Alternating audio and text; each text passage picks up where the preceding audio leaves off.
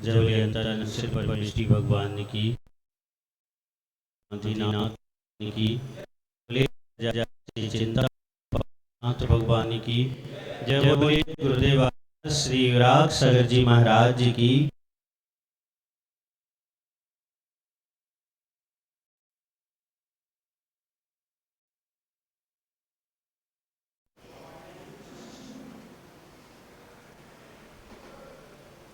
आत्माओं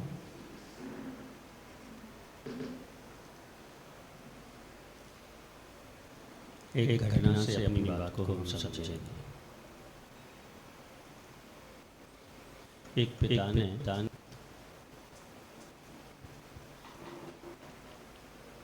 अपने पुत्र को चोरी करना सिखाया। क्या सिखाया? चोरी करना सिखाया। आमतौर पर ऐसा होता नहीं है, लेकिन ऐसा इसलिए हुआ क्योंकि पिता भी चोर था। तो उसका बिजनेस था, चोरी करना उसका क्या था? बिजनेस था। और चोरी सिखाने से पहले एक शर्त रखी उसने।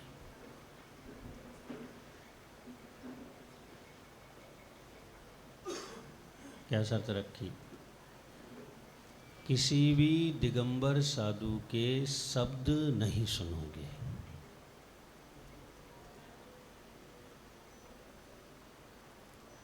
यानी सीधा सीधा उसका ये अभिप्राय था कि किसी भी दिगंबर साधु के पास नहीं जाओगे और उनका उपदेश नहीं सुनोगे।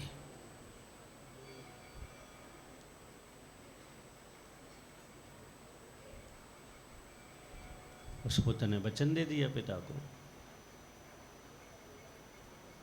ठीक है, नहीं जाएंगे, नहीं सुनेंगे। सुनने में बड़ा रहस्य है। हम अनादि से सुनते आ रहे हैं। जब जब भी हम पंचेंद्रिय हुए तब तक हमने सुना। सुनने में बहुत अंतर होता है कि हमने क्या सुना और कैसे सुना। ये बात तो तय है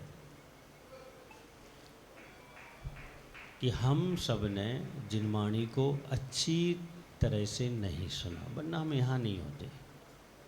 हम भी सिद्धालय में होते और आप भी सिद्धालय में होते।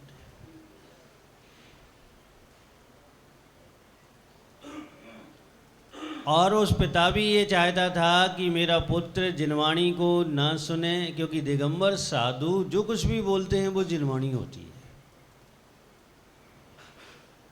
आज आप सुन रहे हैं, सुनना अलग बात है, कैसे सुन रहे हैं वो अलग बात है। सुनने के लिए सुन रहे हैं कि सुनकर निकालने के लिए सुन रहे हैं। आप ये कहेंगे नहीं महाराज, हम तो सुनने के लिए सुन रहे हैं। हो सकता है कि आपने लक्ष्य रखा हो कि हम सुनने के लिए सुन रहे हैं, लेकिन हमारी एक आदत होती है। तो हमें आदत है सुनकर भी नहीं सुनने की। कौन सी आदत है? सुनकर भी नहीं सुनने की। ये आपका भी प्रैक्टिकल है कि आपको ये आदत है, अनादि से आदत है, सदियों से आदत है कि आप सुनकर भी नहीं सुन पाते, वरना परिवर्तन होता। ऐसा नहीं हो सकता कि हम जिनवाणी सुने और परिवर्तन ना आए। हो ही नहीं सकता ऐसा। और अगर हम जिनवाणी सुन रहे हैं और परिवर्तन नहीं आ रहा है तो इसका मतलब ये है कि हम सुनकर नहीं सुन पा रहे हैं।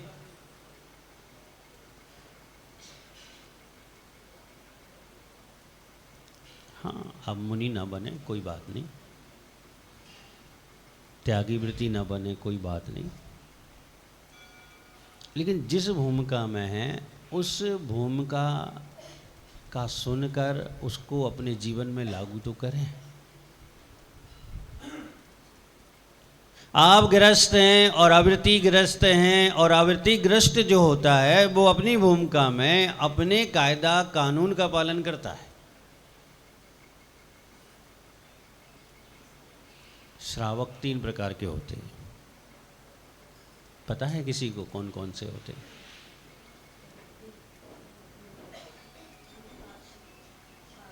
पाक्षिक, नैष्ठिक और साधक। पाक्षिक श्रावक का मतलब होता है कि जिन दर्शन का, जिन सिद्धांत का, जिन चर्या का पक्ष करने वाला पाक्षिक श्रावक होता है। यानी ये सम्यक दृष्टि है, ये पक्ष करता है कि हाँ, जिन आगम में व्रत है, नियम है, संयम है, इनका पालन करना चाहिए। सिद्धांत ये कहता है सिद्धांत का पालन करना चाहिए, ये पक्ष करता है और पालन नहीं करता। लेकिन उसकी जो भूमिका है, उस भूमिका में रहकर वो उस भूमिका के नियम, कायदा, कानून का पालन करता है। बड़ा मुश्किल काम है कि हम जिस भूमिका में हैं उस भूमिका के कायदा कानून का हम पालन कर लें। आपका बेटा छोटा है, मतलब 10 साल का है,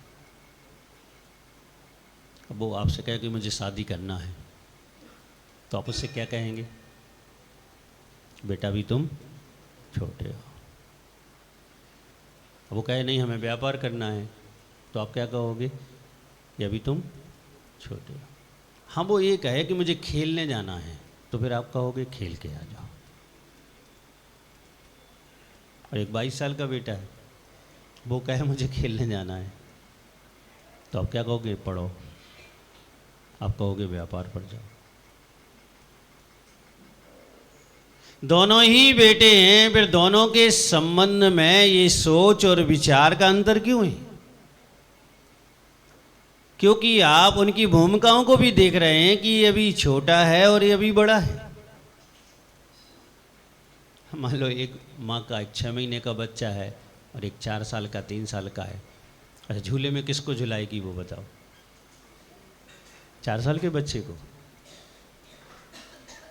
6 महीने के बच्चे को? क्योंकि उसकी भूमिका उसे पता है, इसको इस चीज़ की ज़रूरत है और इसको इस चीज़ की ज़रूरत है।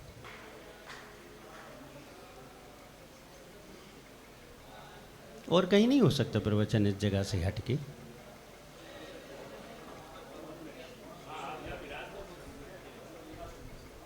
हाँ, फिर देखेंगे, चलो।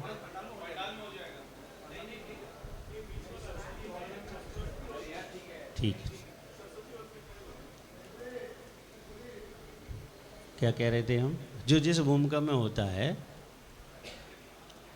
उस भूमिका के कर्तव्य हमें निर्वाह करने चाहिए। अगर हम उस भूमिका के कर्तव्य निर्वाह नहीं कर पाते हैं तो इसका मतलब है कि हमारा मार्ग सही नहीं है, हमारा रास्ता सही नहीं है और हमारी गति भी अब सही नहीं है।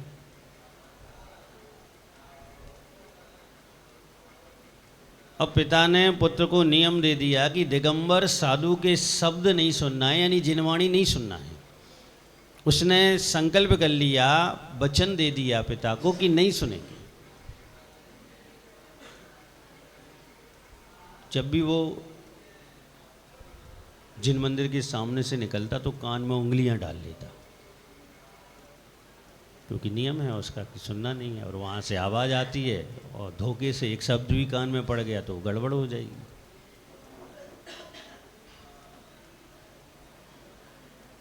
अगर कोई व्यक्ति ये कहे कि मैंने मंदिर नहीं जाने का नियम लिया है, तो ये नियम नहीं होता। नियम बुराई को छोड़ने के तो होते हैं, बुराई को ग्रहण करने के कोई नियम नहीं होते हैं।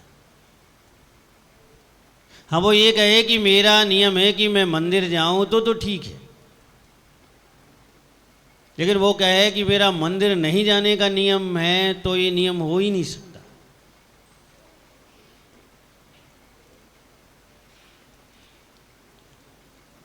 चलो ठीक है, नहीं सुनना है और नहीं सुन रहा है वो।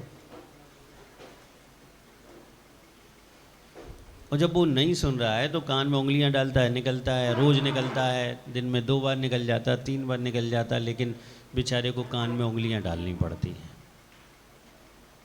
इस संसार में बेचारे बहुत हैं। कैसे बेचारे?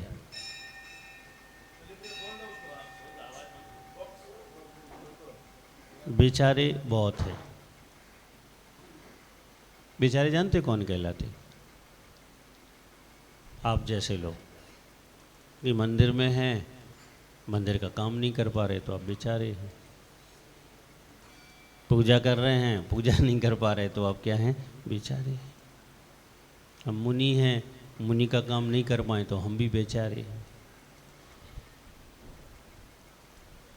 यानी हम सही जगह आकर भी सही काम ना कर पाए, सही उपलब्धि ना ले पाए तो हम बेचारे तो हैं ही। जब हम सही भूमिका में आ गए हैं तो हमें सही भूमिका का कार्य करना चाहिए और सही भूमिका का लाभ भी लेना चाहिए।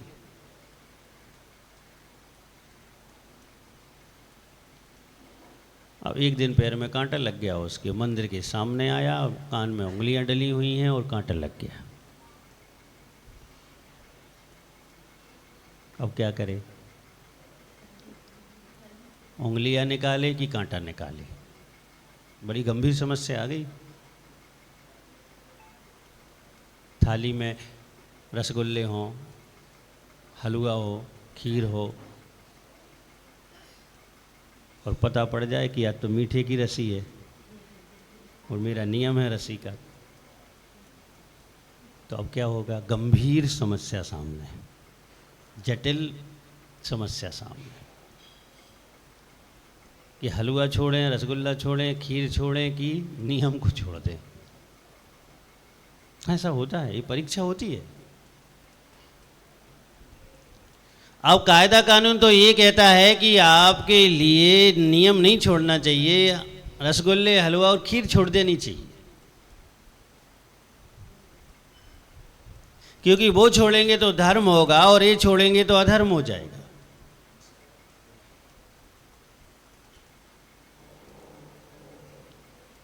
एक व्यक्ति आए मेरे पास, दीपक भैया, और बोला कि महाराज आज बहुत बड़े आदमी के पास से निमंत्रण आया है।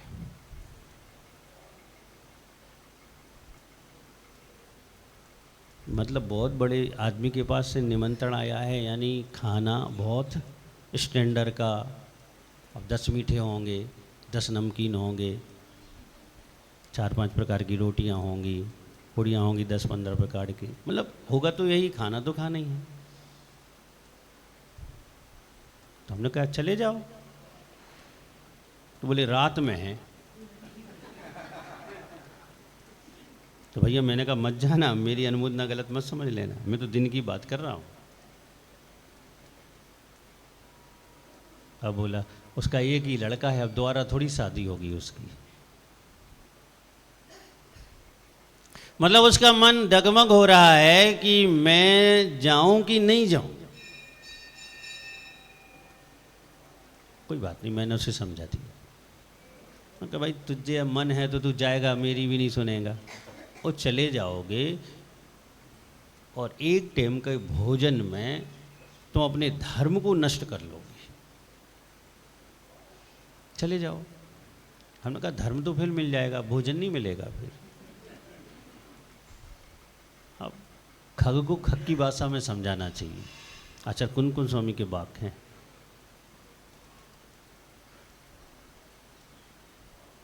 कि अगर बिना पढ़ा लिखा व्यक्ति मिले तो बिना पढ़े लिखे की भाषा में समझाना चाहिए उसे। मिलेक्ष मिल जाए तो मिलेक्ष की भाषा में उसे समझाना चाहिए। अगर मिलेक्ष को सभ्य भाषा में समझाओगे तो वो आपसे उलझ जाएगा, झगड़ जाएगा वो आपसे। और अगर उसी की भाषा में आप समझाने का प्रयास करोगे तो धीरे धीरे धीरे धीरे वो समझ भी सकता है। मैं कहा चले जाओ कोई बात नहीं, धर्मी तो जाएगा, फिर मिल जाएगा, यहाँ नहीं मिलेगा तो नरक में मिलेगा, या वहाँ नहीं मिलेगा तो निगोद में मिल जाएगा। फिर क्या कह रहे हैं आप? मैंने कहा मैं सही कह रहा हूँ, जब यहाँ से जाएगा, यहाँ छोड़ दोगे तो नरक जाना पड़ेगा, फिर नरक में मिल जाए शायद, या निगोद जाना पड़ेगा तो शायद होते मिल जाए, तो वहाँ तो बिल्कुल नहीं मिलेगा। तो हमने अब तुम सोच लो। फिर नहीं गया वो व्यक्ति, आज भी हैं वो वहाँ से। अब तो उन्होंने चारों प्रकार के आहार का त्याग कर दिया रात्रि में। ठीक है, समझ है जब आ जाए तब। अब उस व्यक्ति के सामने समस्या है कि उंगलियां निकालें कि कांटा निकालें। कांटा वेदना दे रहा है और उंगलियां अधर्म दे रही हैं। उंगलियां क्या दे रही हैं? क्योंकि जिनवाणी सुनना नहीं चाहता है वो कांटा क्या दे रहा है? पीड़ा दे रहा है। अवय खड़ा है एक पैर का, पैर ऊपर रखे हुए, और द्वंद्व चल रहा है कि क्या करूं क्या करूं। वेदना बढ़ती जा रही है, रक्त बह रहा है, वेदना बढ़ती जा रही है। और फिर उसने सोचा एक काम करें, जल्दी निकालते हैं और जल्दी वापस उंगली डाल लेंगे। तो उसने जैसे ही झटके से निकाला तो एक शब्द कान में पड़ गया कि देवों की छाया नहीं पड़ती। कोई कहे कोई जिनवाणी का शब्द है क्या? लेकिन जिनवाणी का शब्द था। आगम स्तोत का वर्णन चल रहा था, तो वहाँ देवों की बात चल रही थी।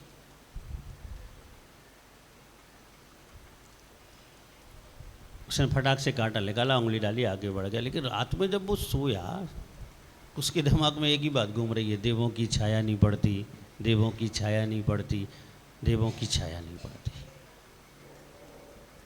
अब वो जिनवाणी का एक शब्द उसके दिमाग में ऐसा बैठ गया कि बेचैन हो गया, नींद उसकी चली गई, आकुलता उसको हुई, चिंता उसको उत्पन्न हो गई कि आखिर देवों की छाया नहीं पड़ती, ये बात क्या है।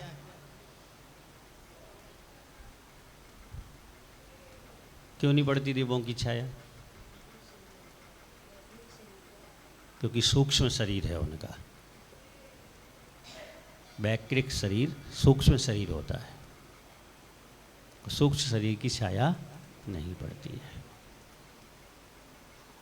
अब जो आकुलित हो गया, 2 दिन निकल गए, 3 दिन निकल गए, 4 दिन निकल गए, उसने बिल्कुल बहुत सोचा कि मुनिराज के पास नहीं जाना है, नहीं जाना है, नहीं जाना है। लेकिन उस इतना बेचैन हो गया, उसे लगा मैं डिप्रेशन में चला जाऊंगा, मैं बीमार हो जाऊंगा। तो वो मुनिराज के पास पहुंच गया। ये जिनवाणी का कार्य है, सही जगह आपको पहुंचाना। स्वाध्याय का ये फल है कि अगर आप तीर्थंकर वाणी को पढ़ रहे हैं, समझ रहे हैं, तो वो आपके लिए सही जगह पहुंचा के छोड़ेगी। जब हम मरेंगे और मान लो 2-4 क्षण, 2-5 मिनट, 10 मिनट, 1-2 दिन हमारे पास होंगे, तो हमें सबसे ज़्यादा किस चीज़ की ज़रूरत होगी? जिनवाणी की ज़रूरत होगी। डॉक्टर मना कर देगा कि दवाई काम नहीं करेगी।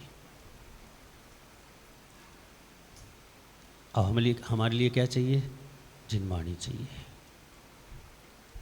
और अगर आपके पास जिनवाणी पहले से है, जिनवाणी का स्वाध्याय आपने किया है, तो आपके अंदर से जो इच्छा निकलेगी कि मुझे किसी दिगंबर साधु के पास ले चलो,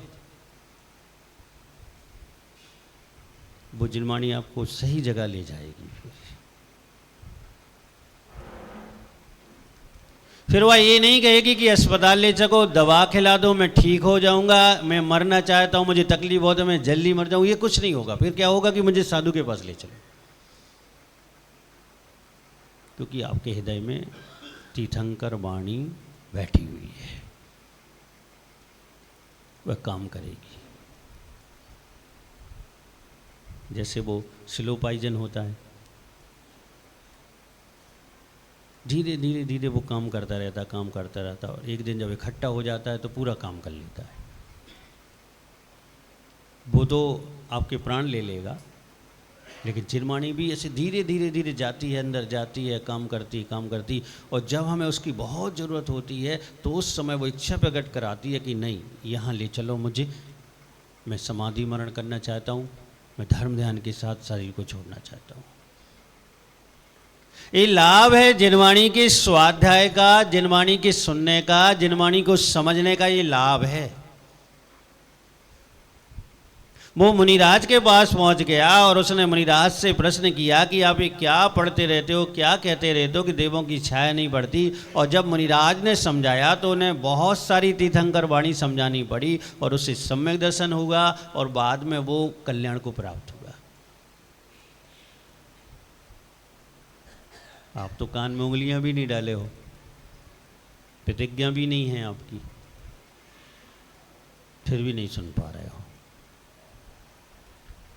कभी कभी सोचते हैं कि लोगों से अच्छे तो ये व्यक्ति अच्छे थे कि जिंदगी भर नहीं सुनी, लेकिन जब सुनी तो सीधा सम्यक दर्शन प्राप्त किया।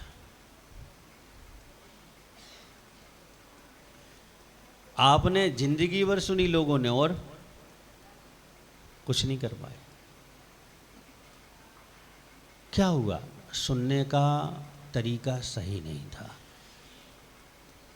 या सुनकर ये विचार नहीं किया, चिंतन नहीं किया, मनन नहीं किया, उसको बार बार आपने रिपीट नहीं किया, बार बार भावना नहीं भाई, तब तो वो आपके हृदय में स्थायी रूप से नहीं बस पाई।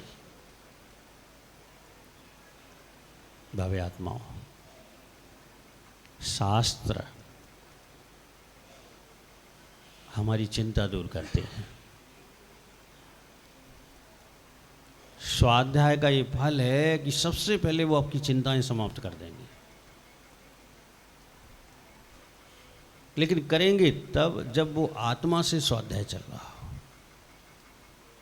आपकी वो बात आत्मा तक पहुंच रही हो, क्योंकि इसके पास अनंत ऊर्जा है। जीव द्रव और पुद्गल द्रव, ये दो द्रव ऐसे हैं इनके पास अनंत ऊर्जा है। विज्ञान का जो भी तांडव है वो पुद्गल का ऊर्जा का परिणाम है। विज्ञान जो कुछ भी कर रही, जो कुछ भी बना रही, वो किससे बन रहा है? पुद्गल से। पुद्गल की ऊर्जा का काम है, वो उसकी शक्ति का काम है। और जैन दर्शन ये कहता है कि पुद्गल की अपनी शक्तियां हैं और जीव की अपनी शक्तियां हैं। पुद्गल जो है वो विज्ञान के चमत्कार कर सकता है। पुद्गल जो है वो टीवी बना सकता है, हवाई जहाज बना सकता है, मोबाइल बना सकता है, मोबाइल पर चलचित्र दिखा सकता है। ये सब पुद्गल का काम है। और जीव का ये काम है कि वह अपने अनंत गुणों को प्रकट करके अनंत सुख की अनुभूति कर सकता है। ये जीव द्रव का काम है। जीव द्रव पुद्गल के आविष्कार में सहयोगी है और पुद्गल जीव द्रव के सिद्धालय तक जाने में सहयोगी है। पुद्गल हमारा बहुत सहयोग करता है। इस शरीर पुद्गल है, अगर ये अनुकूल है तो साधना ठीक होगी। तपस्या में सहयोगी है। श्वास हम ले रहे हैं, छोड़ रहे हैं, क्या है? पुद्गल है। ये हम ले रहे हैं और छोड़ रहे हैं तो धर्म ध्यान का समय हमें मिल रहा है। भोजन पान क्या है? पुद्गल है। आप जिसे ग्रहण कर रहे हैं, जिससे शरीर में ऊर्जा बन रही है, ताकत आ रही है, बल मिल रहा है, ये किससे? पुद्गल का काम है। और जीव पुद्गल का आविष्कार करके, पुद्गल के बड़े बड़े आविष्कार करके, बड़ी बड़ी साधन सामग्री बनाकर पुद्गल को प्रकट कर रहे हैं, वो उसमें निमित्त बन रहे हैं। धर्म ये कहता है पुद्गल हमारा सहयोग करे, बहुत अच्छी बात है, लेकिन हम पुद्गल का सहयोग करें, ये अच्छी बात नहीं है। भव्य आत्माओं, आप अपने आप को कमजोर मत समझो, बहुत शक्ति है। और अनंत शक्ति का खजाना है हम। और उस अनंत शक्ति को प्रकट करने के लिए जितना भी हमारा क्षयोग समय भी अंतराय कर्म का बहुत है। कितना क्षयोग समय कि आप 2 बार भोजन करें तो चल सकता है। आपका बल है कि आप 2 बार भोजन करने के बाद भी स्वस्थ रह सकते हैं। दिन में भोजन करने के बाद भी आप स्वस्थ रह सकते हैं। अवक्ष छोड़ने के बाद भी आप स्वच्छ रह सकते हैं। ये हमारी उस आत्म शक्ति का बल है जो वीर अंतराय कर्म के क्षयोक्षम से हमें प्राप्त हुआ है। लेकिन हम उस ऊर्जा को कहीं और लगा रहे हैं। आचार्यों ने बहुत अच्छे उदाहरण दिए कि एक किसान है, उसके पास एक छोटी सी भूमि है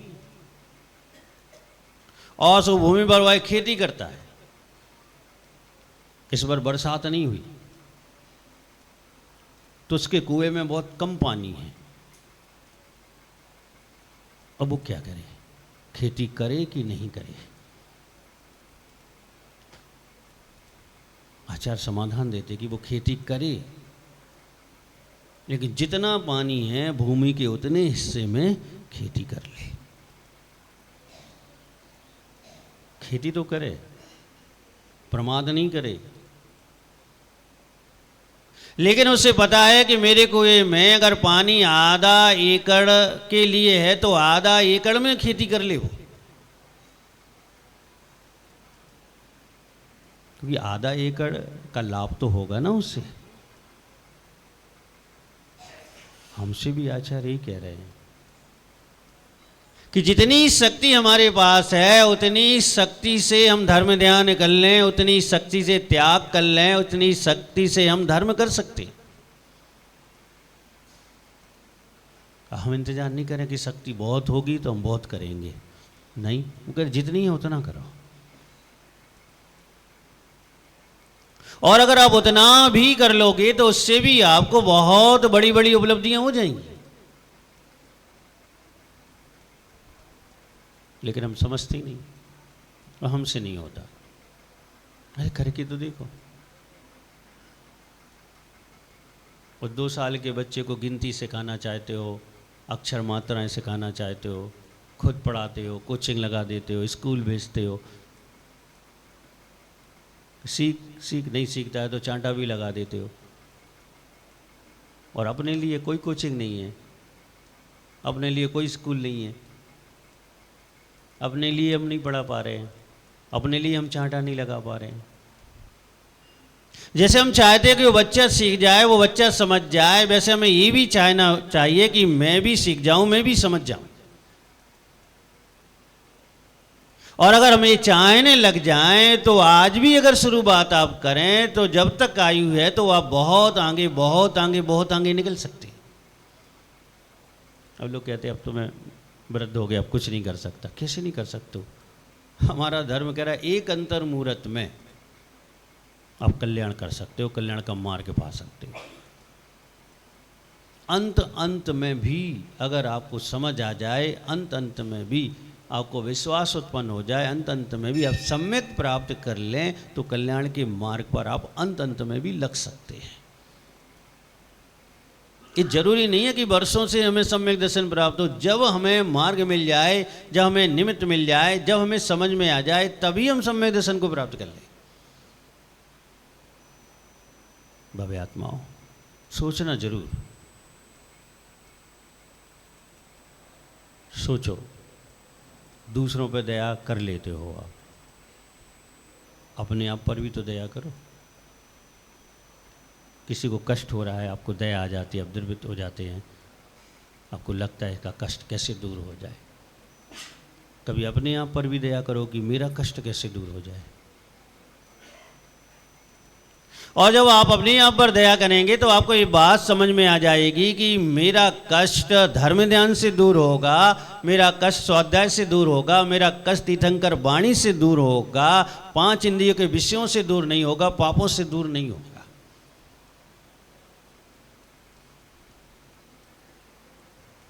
अगर मान लो हार्ट कमज़ोर है तो कौन से डॉक्टर के पास जाओगे? डेंटल के पास जाओगे? हार्ट वाले के पास जाओगे। और दांत खराब हैं तो हार्ट वाले के पास जाओगे? डेंटल के पास जाओगे। और तुम क्या कर रहे हो? खराब तो मन है, खराब तो भाव है, और इंद्रियों के विषयों के पास जा रहे हो। वह मन खराब है, वह भाव खराब है, वह वासनाएं उत्पन्न हो रही हैं और आप और इंद्रियों के विषयों के निकट जाते चले जा रहे हैं,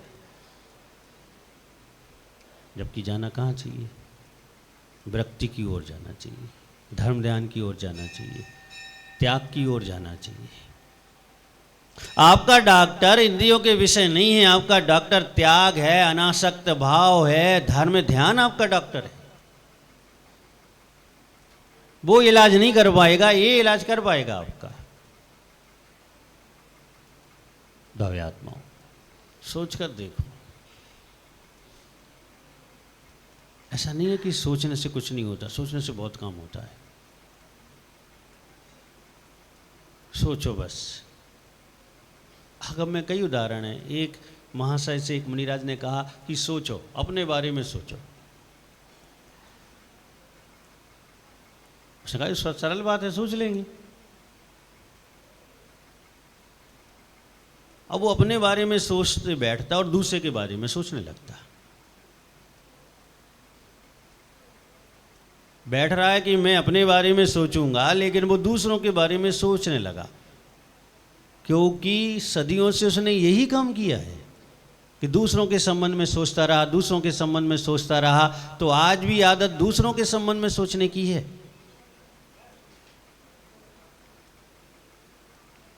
आपके चेहरे पे दाग होगा, आपको दिखाई नहीं देगा, और दूसरे के चेहरे पे होगा तो तुरंत आपको दिखाई देगा। सोच लो आप। आदत ऐसी बनाओ कि हम अपने संबंध में भी सोच सकें। कैसी आदत होनी चाहिए? बेटे के संबंध में सोचो, कोई बात नहीं, 2 घंटे सोच लो दिन में, 3 घंटे सोच लो। पत्नी के संबंध में सोचो, पति के संबंध में सोचो, घर के संबंध में, गृहस्थी के संबंध, 2, 4, 5, 6, 7, 8, 9 घंटे, 10 घंटे सोच लो, 23 घंटे सोच लो। लेकिन लास्ट के 1 घंटे में 10 सेकंड, 20 सेकंड, 30 सेकंड, 7 सेकंड ऐसे भी तो कर लो कि आप अपने बारे में सोच सकें। और आप अपने बारे में सोचने बैठें तो सिर्फ आप अपने बारे में ही सोच पाएं। बहुत कठिन काम है। बाकी दुनिया के सारे काम सरल है, जिसे आप कठिन सरल समझ रहे हो वो सब सरल है, लेकिन 10 सेकंड अपने बारे में सोचना बहुत कठिन है। क्योंकि जिस चीज़ को समझा ही नहीं है, जिस चीज़ को जाना ही नहीं, उसके संबंध में सोच कैसे सकते हो? तुम सोच ही नहीं सकते। और अगर आपने अपने आप को समझ लिया होता, आप अपने आप को समझ गए होते, तो आप अपने बारे में सोच सकते थे। भव्य आत्माओं, स्वाध्याय क्या करता है? जिनवाणी क्या करती है? स्वयं का परिचय देती है कि तुम क्या हो। वो ये परिचय नहीं देती कि पड़ोसी क्या है। पढ़ा किसी शास्त्र में लिखा हो पड़ोसी कैसा होना? ये जरूर लिखा है कि तुम क्या हो।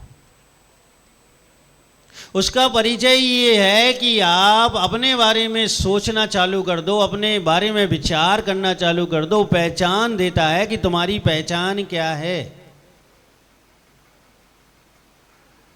लेकिन हमारा यहाँ दृष्टिकोण ही नहीं है। हमारा दृष्टिकोण तो दूसरे को पहचानने में। सबके पास मोबाइल है। भैया मोबाइल है? मोबाइल है आपके पास? घर पे है?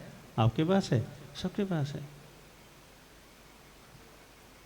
और 20,000 से शुरू होता है, 2-2, 3-3 लाख तक के लोगों के पास होते हैं। इतनी कीमती वस्तु लौकिक दृष्टि से कीमती है। 2 लाख का मोबाइल तो कीमती ही है।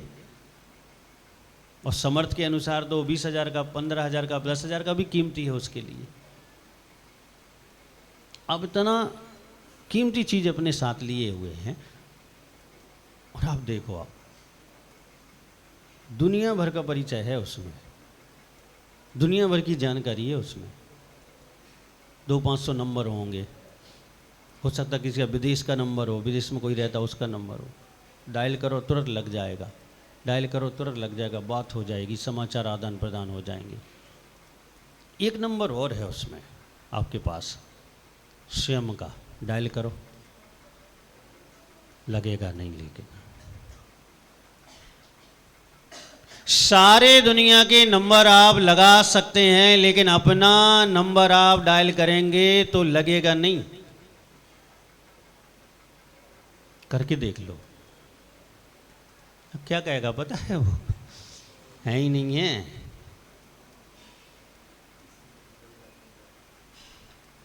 कह देगा उपलब्ध नहीं है। अब सोच लो, आप दूसरों के लिए आपके नंबर की कीमत हो सकती है, लेकिन आपके लिए आपके नंबर की कोई कीमत नहीं है। इस मोबाइल से आप सीख सकते हैं आप कि हमें दुनिया भर का परिचय है, लेकिन हमें अपना परिचय नहीं है। हम दुनिया भर से बात कर लेते हैं, दुनिया भर की पहचान देते हैं, दुनिया भर का एड्रेस हमें याद है, दुनिया भर में हम पहुंच जाएंगे, सब चीज़ हमें पता है, लेकिन हमें अपने बारे में पता नहीं है। हम चाहें कि हम अपने तक पहुंच जाएं तो नहीं पहुंच सकते। तुम चाहो दूसरे तक पहुंच जाएं तो पहुंच जाओगे। अब बताओ, अच्छा है कि ये अच्छा नहीं है? अच्छा तो वह है कि आप सोचें और अपने में पहुंच जाएं। अच्छा तो ये है, ऐसे ऐसे ग्रस्त हो गए, ऐसे ऐसे ग्रस्त हो गए जो अपने में रहना ही पसंद करते थे। बनारसी दास जी का नाम सुना होगा। बनारसी दास जी में और उनकी पत्नी में जमीन आसमान का अंतर। वो ज्वालामुखी और वो शीतल जल। बड़ी विडंबना है अगर पत्नी ऐसी मिल जाए और पति ऐसा हो, और पति वैसा मिल जाए और पत्नी ऐसी हो, तो विडंबना तो है ही परिवार में। उनके साथी विद्वान कहते उनसे, बनारसी जी से, कि आप कैसे रह लेते हो इस घर में? संकलेश नहीं होता आपका? आपको गुस्सा नहीं आती? आपको परेशानी नहीं होती? आप जब देखो, जब आपकी पत्नी कुछ ना कुछ कहती रहती है, अपशब्द बोलती रहती है, किसी भी आपके कार्य से वो संतुष्ट नहीं होती। लेकिन पत्नी पत्नी का एक धर्म है कि एक दूसरे को संतुष्ट उसे करना चाहिए। अगर शादी की है, दाम्पत्य जीवन बसाया है, तो अब दायित्व तो है कि एक दूसरे को लेकर चलें, तभी आप धर्म ध्यान कर पाएंगे, वरना धर्म ध्यान होगा नहीं। बनारसी दास जी ने एक ही बात की, स्वाध्याय किस लिए करते हैं? इस स्वाध्याय का फल है कि ज्वालामुखी के साथ रहते हुए भी मैं शीतल हूं, मेरी कसाएं नहीं भड़कती हैं, मुझे क्रोध नहीं आता है, मैं शांत बना रहता हूं, और वो ज्वालामुखी बनी रहती है। स्वाध्याय का फल है। और स्वाध्याय ने मुझे बता दिया है कि मैं कौन हूं। मैं क्रोध नहीं हूं, मैं एक चेतन द्रव हूं। इस स्वाध्याय ने मुझे बताया है। स्वाध्याय ने परिचय दिया है कि क्रोध तुम्हारा विभाव है और स्वभाव तुम्हारा क्षमा है। तो मैं क्षमा में रहता हूं। ये जानकारी जो है, मेरा परिचय, मेरी जानकारी, मेरे संबंध में जो कुछ भी बताया, इस स्वाध्याय ने बताया है, और वो मैंने मान लिया है। इसलिए पत्नी के अपशब्द बोलने पर मुझे क्रोध नहीं आता। ये आपके साथ भी हो सकता है। कोई भी बोले, आपको क्रोध नहीं आएगा अगर आप अपने आप को समझ लेंगे तो। और अपने आप को हम जितना नहीं समझ पाएंगे, उतने विभाव कर्म उदय में आएंगे, वैसे विभाव रूप हम हो जाएंगे, क्रोध आदि के वशीभूत हम हो जाएंगे। लोग कहते गुस्सा बहुत आती है। अच्छा उपाय बताओ आप। उपाय तो एक ही है कि अपने आप को जान जाओ, स्वभाव को जान जाओ तो विभाव अपने आप छूट जाएगा, विभाव कम हो जाएगा, मंद पड़ जाएगा। लेकिन हम अपने आप को नहीं जानना चाहते और समाधान चाहते हैं, नहीं मिलेगा। समाधान तो तभी मिलने वाला है जब आप अपने आप को समझें। आप अभी आए होंगे, सुबह नहाया होगा तो आईने के सामने, दर्पण के सामने खड़े हुए होंगे। क्या देखने के लिए खड़े हुए थे? चेहरा, हेयर स्टाइल, गड़बड़ तो नहीं है, अच्छे लग रहा हूं कि नहीं लग रहा हूं? काले से काला व्यक्ति भी देखे, गोरे से गोरा, एक ही बात सोचेगा कि मैं अच्छा लग रहा हूं कि नहीं लग रहा हूं। दो बात नहीं हो सकती इसमें। काला ही नहीं सोचेगा मैं अच्छा नहीं लग रहा हूं। अगर वो दर्पण के सामने गया है तो यही सोचेगा कि मैं अच्छा लग रहा हूं कि नहीं लग रहा हूं। दर्पण सत्य से परिचय कराता है। नाक नक्शा ठीक है तो ठीक दिखाएगा, ठीक नहीं है तो ठीक नहीं दिखाएगा। कलर वर्ण ठीक है तो ठीक दिखाएगा, ठीक नहीं होगा तो ठीक नहीं दिखाएगा। बाल फैले हैं तो फैले ही दिखाएगा और बाल ठीक किए हैं तो ठीक दिखाएगा। ऐसी जिनवाणी का काम है। दर्पण शरीर दिखाता है और दिनवाणी आत्मा दिखाती है। ये भी एक ऐसा दर्पण है कि सीधा आत्मा अवलोकन कराती है, आत्मा दिखाती है कि आत्मा वर्तमान में कैसी है, वास्तविकता में कैसी है, और अगर समीचीन पुरुषार्थ करोगे तो आगामी काल में वो कैसी हो सकती है। तीनों कालों की बात दिखा देती है। पहले क्या थे, इसलिए आज क्या हो, अब अगर सुधार का रास्ता है तो आगे क्या हो जाओगे। भव्य आत्माओं, बस मैं इतना कहना चाहता हूं कि स्वाध्याय करो। आज काम आए इसलिए नहीं करो, मरते समय काम आए इसलिए कर लो। भूल चूक हो जाए तो नरक में काम आ जाए इसलिए कर लो। निगोद में काम आ जाए, निगोद या भी एक झटके में बाहर आ जाते हैं। कहीं ना कहीं, कभी ना कभी जिनवाणी का कोई शब्द उनकी आत्मा में बस गया, बसा रहा, और आज ऐसा नियोग मिला कि उसके बल से निगोद अवस्था छोड़ के 10 पर्याय में आ जाते हैं। वरना मुश्किल है निगोद छोड़कर 10 पर्याय में आना। और इस सब में सहयोग अगर है, कारण कोई है तो मां तीर्थंकर वाणी के अलावा और कुछ नहीं है।